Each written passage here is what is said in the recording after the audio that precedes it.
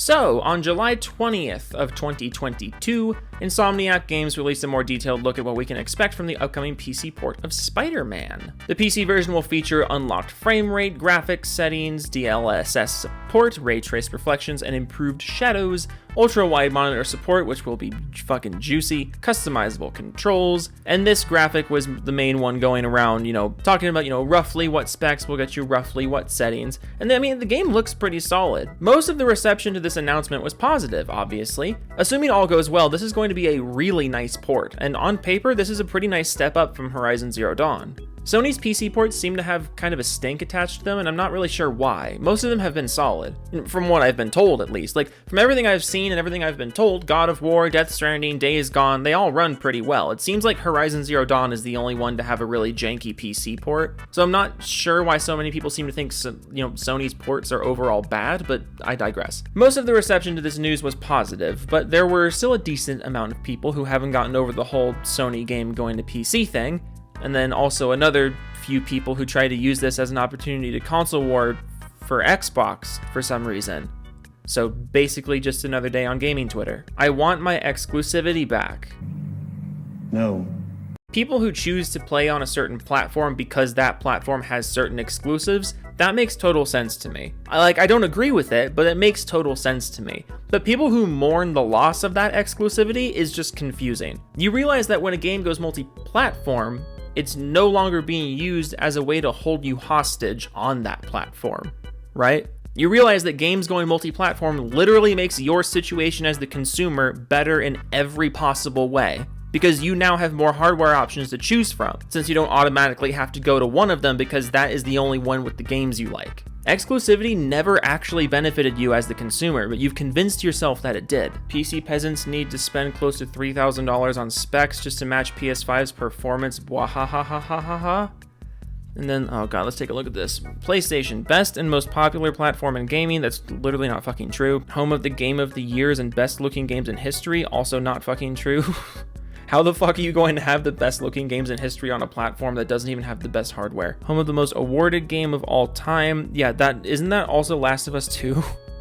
We're home to the most awarded game of all time. That game is Last of Us 2, so we kind of don't care. Top of the gaming industry for 5 generations in a row. Again, that's not true. PC has more users than you, but also the Wii fucking beat the shit out of the PS3. It wasn't even close. Let's keep it. Okay, Nintendo, home of the most fun games and best family-friendly games in the market. Excellent sales data. Wait, home of the most fun games, but PlayStation has the best games?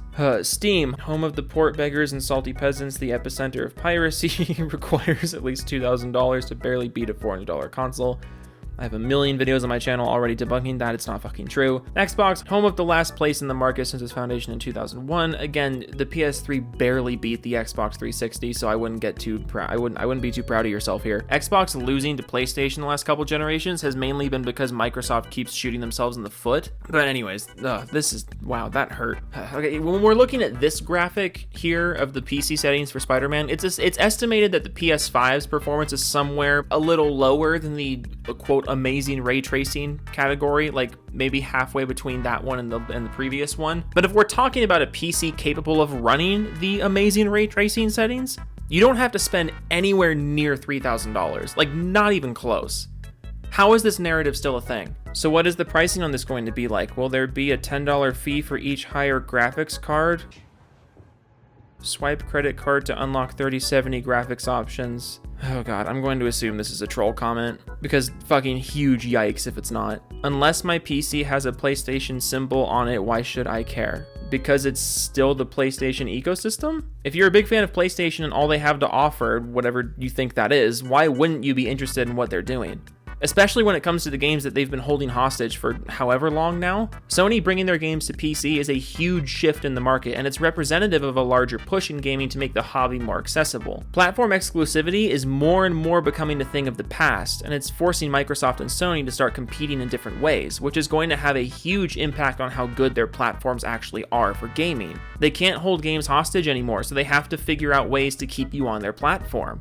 Getting rid of exclusive games means Microsoft and Sony are finally incentivized to make their platforms better. Xbox has gotten so much better since they dropped console exclusives, and Sony is finally following suit. This is literally good for everyone. So 3080 is power of PS5. Interesting.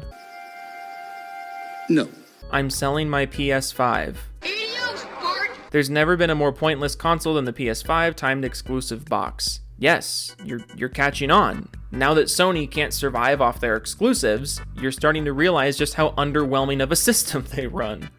The same thing happened to Xbox, and you know what Xbox did in response? They got better. They actually listened to what people wanted from them. And today, the Xbox is actually a decent platform. Why are Sony fans so opposed to this happening to the PlayStation? Like, I really don't get it. It's not like your games are going to the Xbox if that's really what's so important to you. And now that exclusives aren't going to be such a heavy focus, Sony will actually, hopefully, start putting more resources towards making the platform itself better and more consumer friendly. Stop being such a fart face.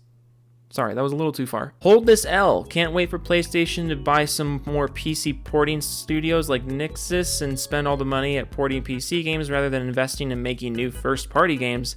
Meanwhile, Xbox buying up every third-party studio and killing PlayStation slowly but surely. Dude, Xbox can't even get a game out without delaying it 7 fucking times. Like, I think they have bigger problems to think about than Sony doing the same thing they've been doing, you know? Like, seriously, Microsoft needs to get their shit together because their giant army of studios really doesn't mean anything when they can't finish a single fucking game without multiple delays and a ridiculous employee turnover rate. And if more shit like Halo Infinite is what it's all leading up to, you might as well jump ship from Xbox now. Like, seriously, how did Halo Infinite, the big flagship Xbox game, launch in such a fucking state, remain in such a fucking state, and it was originally going to come out a full year before it actually did? Was the original build just a screensaver of Master Chief? I absolutely refuse to believe this game had more than $10 worth of content at the time that it was supposed to come out. And it actually almost did come out like that. Xbox better. Kindly rewind my video about 2 minutes and just listen to that whole section again. Xbox runs this game better. Right. Spider-Man is going to do very well on PC, and I'm actually pretty excited about it. Spider-Man and Bloodborne are really the only PlayStation exclusives I cared about, and now one of them can finally be checked off my list. So if you're a Sony fanboy who's still upset about this, just be happy. Remember that this is a good thing for your platform too, not just the PC. Assuming you're actually capable of criticizing Sony, you should be aware that there are plenty of things that they could be doing better with the PlayStation brand, the hardware, and the ecosystem. I think it's about time that PlayStation actually proves it deserves to be in that top spot of the console war. Would you not agree? Toodles.